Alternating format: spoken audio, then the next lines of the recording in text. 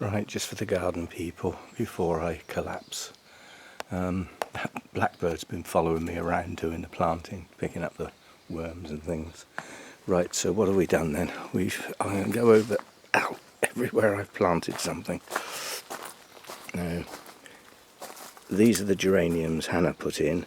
I've put in some violets there because now that this laurel's come out, that's shade. That doesn't get any sun at all, that little area there, so they should come on. They should be okay.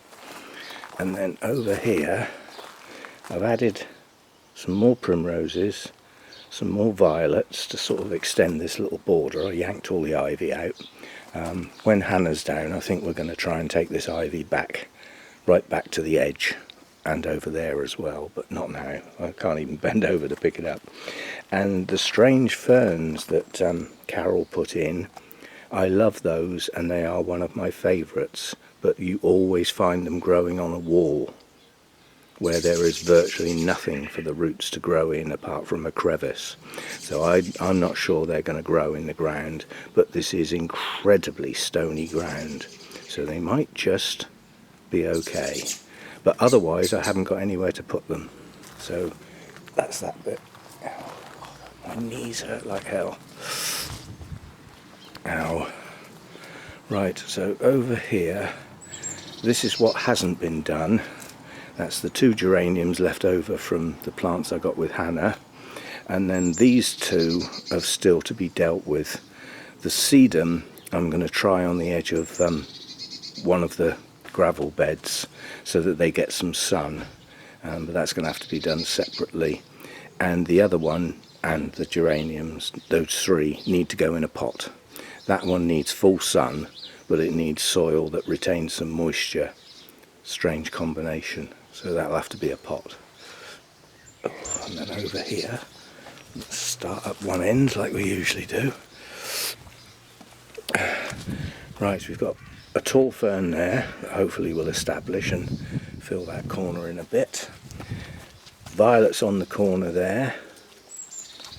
A fern there, elephant's ears, some more of the hellebores, and a row of foxgloves extending the one that was already there. So that's a nice sort of, these blooms might not look very good this year. Those, if I had some long canes, I could stake those upright, but I haven't. Fern tucked up in there, in front of the foxgloves. The first of the aquiledias, fern. The new snowdrops that came as bulbs in the bag. Not sure what this is. This was in a separate little section wrapped up in a piece of hanky, like a piece of white cloth. Now that could be just ordinary primroses, but it seems odd that it was packaged separately, so I've planted it separately. Out some more violets. Some more violets there, more primroses, heart's tongue fern, another fern there, another different type of fern there. So along here there are 4 different types of fern. That one, that one up there, and the heart's tongue. And all of those will clump up. The aquilegia will clump up. Oof. Coming along here then, more violets, the pale coloured aquilegia in there, and another fern in front of one of the previously planted foxgloves. Now I'll show you this before I hack it down. This part of the wisteria has suddenly shot out and is going to bloom. Now unfortunately I can't leave that there. That's all got to cut off. And up here you can also already see the tendrils heading up into the hedge. So I'm going to have to bring this down even lower if I'm going to be able to train it along the fence. I can't start at the top of the fence to train it along the fence. Fearless, that blackbird. Totally fearless. Where do we get to? Blue geranium there. That will form a nice clump there and cover up the edge.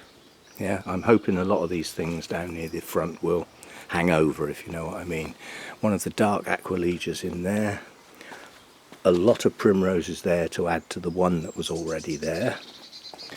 And then up in this corner we've got a row of foxgloves along the back there again. They'll come up over the top. maybe not this year. And then there are two of these large ferns in there quite close together, hopefully form a big clump. And we've got blue geranium there and the pale coloured geranium in front. Those two between them will fill that section, basically. That will do that.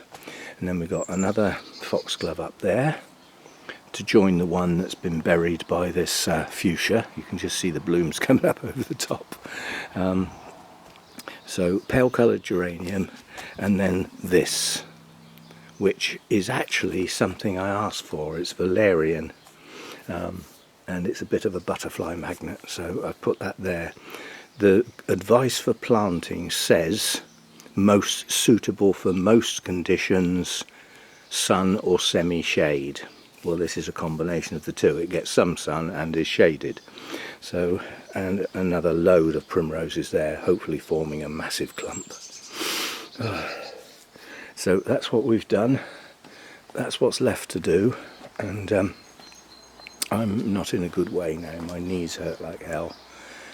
My back isn't as bad as I was expecting, but I think that's a false security. I think that's going to go. It wasn't in the best of states when I started, but I've done it. It's done now. I haven't got to worry about these things dying because they're not in the ground. It's done. Now I've still got to take the hose round the garden, and what I will do for the next few days at least is I will hose this whole area, not just the individual plants. I'll hose the whole of the ground, and that will give off a lot of moisture during the day and hopefully help keep these hydrated in the air as well as in the ground. Plus I've got the rest of the pots to do, and I might have a go at digging that out. That's nothing to do with me, that's just appeared.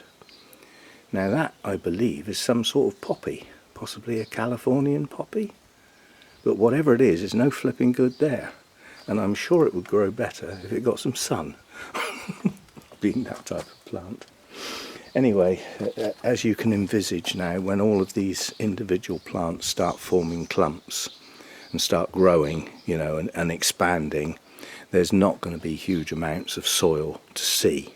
It will be plants, which means hardly any weeding, and, you know, and all different shades of green and flowers all through the year at various places. So I think we're getting there. I think this is, you know, for the first year, that's not bad going. I've still got to take the hose round and do the bonsai and the other tubs that are already planted. And at some point today, I'm going to have to deal with, well, I'm going to have to deal with the two in the bags. I can't not deal with them really. But I need a rest at the moment. I need to sit down and just see, lick the wounds. Oh, but I didn't expect my knees to be this bad, I must admit. I'll live, and at the end of the day it will all get better eventually, and then it'll be forgotten, and by then all of these things will hopefully be starting to grow and looking a bit less sad for themselves. So there we go, job done.